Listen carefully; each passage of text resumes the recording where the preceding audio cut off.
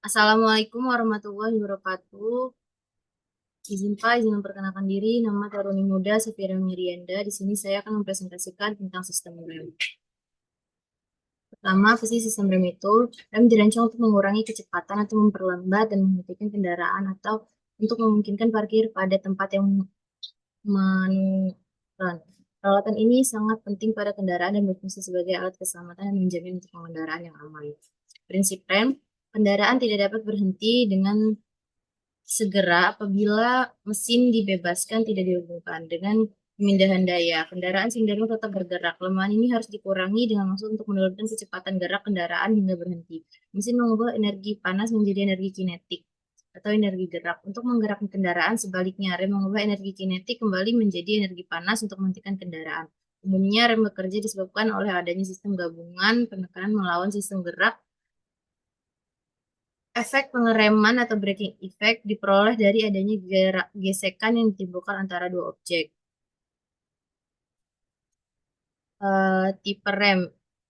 Rem yang dipergunakan pada kendaraan bermotor dapat digolongkan menjadi beberapa tipe tergantung pada penggunaannya. Pertama, ada rem kaki atau foot brake digunakan untuk mengatur kecepatan dan menghentikan kendaraan. Yang kedua, ada rem parkir atau parking brake digunakan terutama untuk memarkir kendaraan. Yang ketiga, ada rem tambahan atau auxiliary brake digunakan pada kombinasi rem biasa kaki yang digunakan pada truk diesel dan kendaraan-kendaraan yang berat lainnya. Rem kaki. Rem kaki ini dikelompokkan menjadi dua tipe, yaitu rem hidrolis atau hydraulic brake dan rem pneumatik.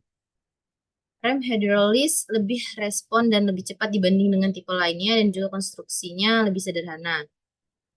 Dan juga mempunyai konstruksi yang khusus dan handal, superior design flexibility. Dengan adanya keuntungan tersebut, rem hidrolis banyak digunakan pada kendaraan penumpang dan truk ringan. Sistem rem pneumatik termasuk kompresor atau sejenisnya yang menghasilkan udara yang bertekanan yang digunakan untuk menambah daya pengereman. Tipe sistem rem ini banyak digunakan pada kendaraan berat seperti truk dan bis. Terus ke mekanisme kerjanya ada master cylinder. Master cylinder mengubah gerak pedal rem ke dalam tekanan hidraulis.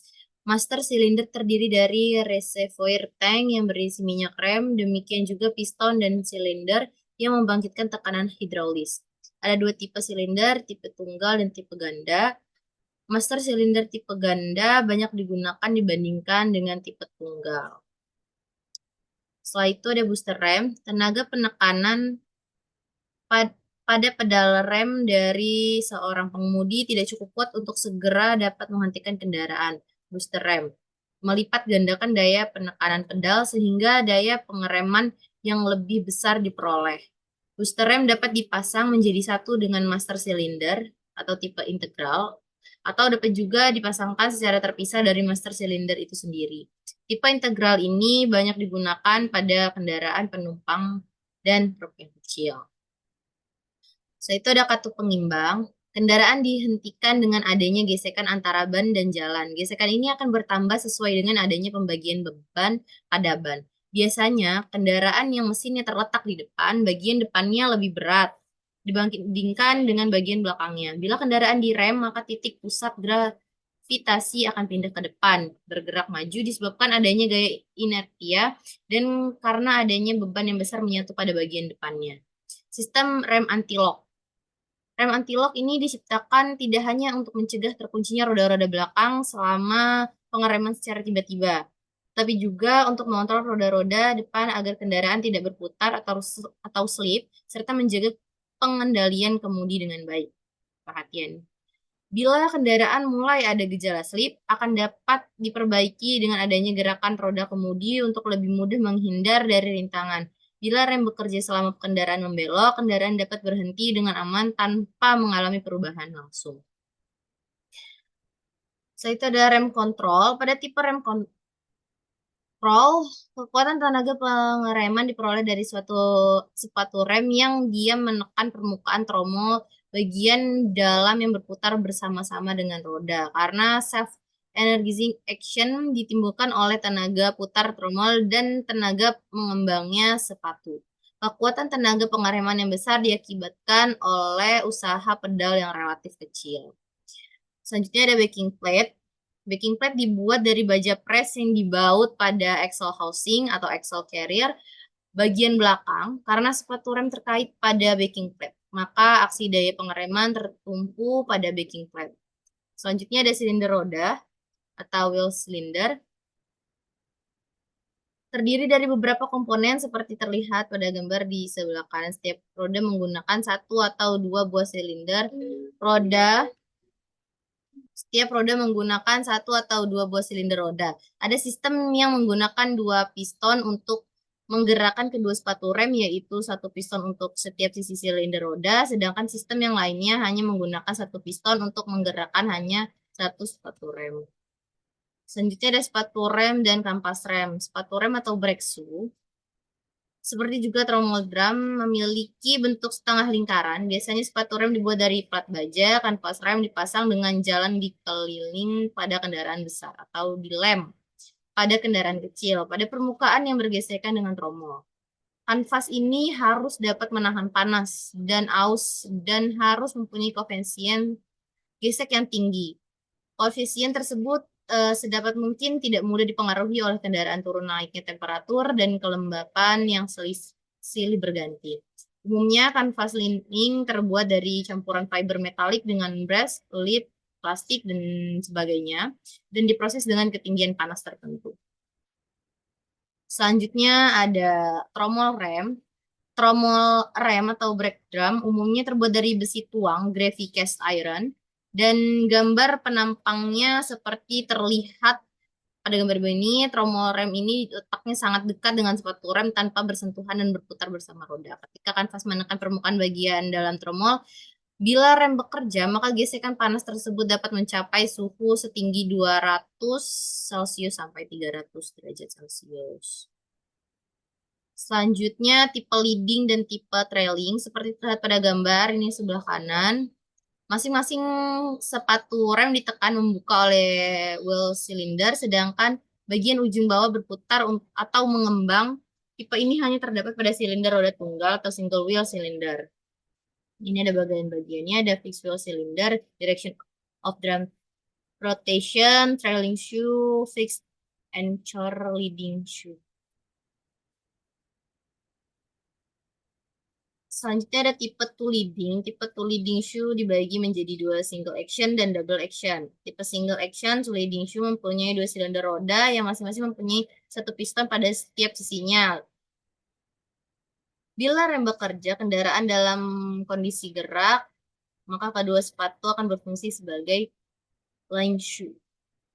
Ini gambarnya. Selanjutnya ada tipe universo mempunyai silinder roda tunggal dengan satu piston saja dan penyetelannya berhubungan dengan kedua sepatunya. Ini ada fixed wheel cylinder. Tipe 2 servo ini merupakan versi penyempurnaan universo yang mempunyai dua piston pada setiap silinder rodanya. Di bagian kanan ini ada tipe 2 servo juga.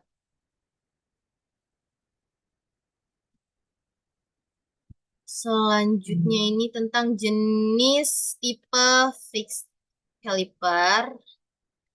Fixed caliper adalah dasar desain yang sangat baik dan dijamin dapat bekerja lebih akurat. Namun demikian radiasi panasnya terbatas karena silinder rem berada antara cakram dan velg, menyebabkan sulit tercapainya pendinginan. Untuk ini membutuhkan penambahan komponen yang banyak. Untuk mengatasi hal tersebut, jenis caliper fixed ini sudah jarang digunakan. Tipe clothing caliper. Ini ada gambarnya, seperti yang dilihat, piston hanya ditempatkan pada satu sisi caliper aja.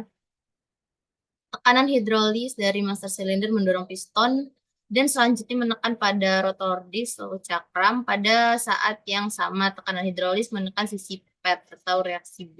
Ini menyebabkan kaliper bergerak ke kanan dan menjepit cakram dan terjadilah usaha tenaga pengereman. Selanjutnya ada tipe semi floating atau tipe PS. Kaliper dipasangkan dengan bantuan dua buah pen pada tercue flat. Apabila rem bekerja, maka bodi bergerak masuk dengan adanya gerakan piston. Tekanan pengereman yang berlaku pada pad bagian luar diterima oleh kaliper dan meneruskan momen ke pin pada arah putaran. Kekuatan reaksi pad bagian dalam diterima langsung oleh pad. Ini ada gambarnya juga. Ada boot, caliper, piston, seal, piston, pads. Selanjutnya ada tipe full floating. Seperti diperlihatkan pada gambar di samping ini, tipe F mempunyai kaliper yang ditunjang oleh tercube plate yang sedemikian rupa sehingga memungkinkan dapat meluncur.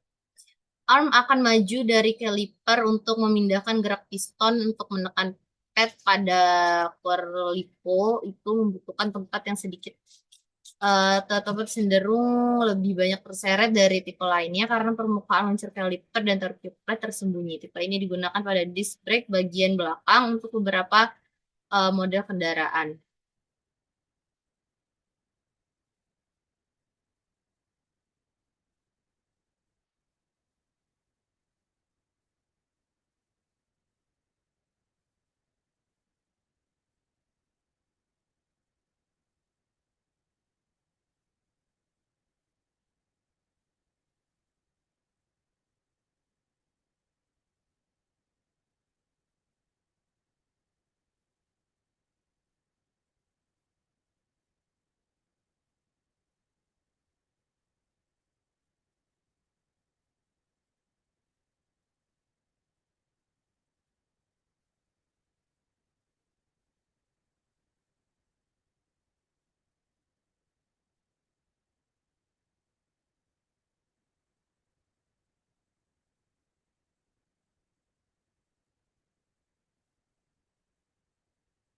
Selanjutnya ada kaliper tipe ini dipasang dengan menggunakan dua pin, main pin, dan sub pin pada torque plate yang dibautkan pada kaliper itu sendiri.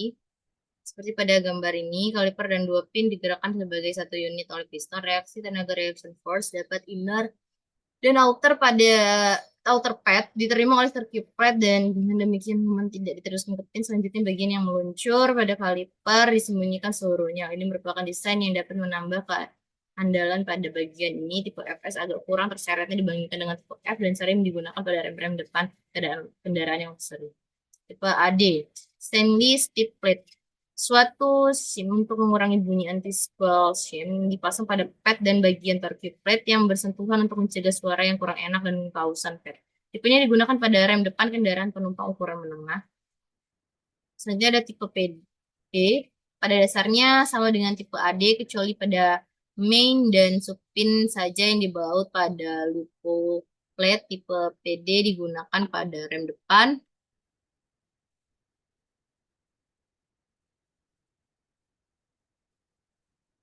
Pada rem depan kendaraan penumpang yang kecil. Sekian dari presentasi saya di bagian sistem rem. Semoga dapat membantu pembelajaran. Sekian dari saya. Terima kasih. Wassalamualaikum warahmatullahi wabarakatuh.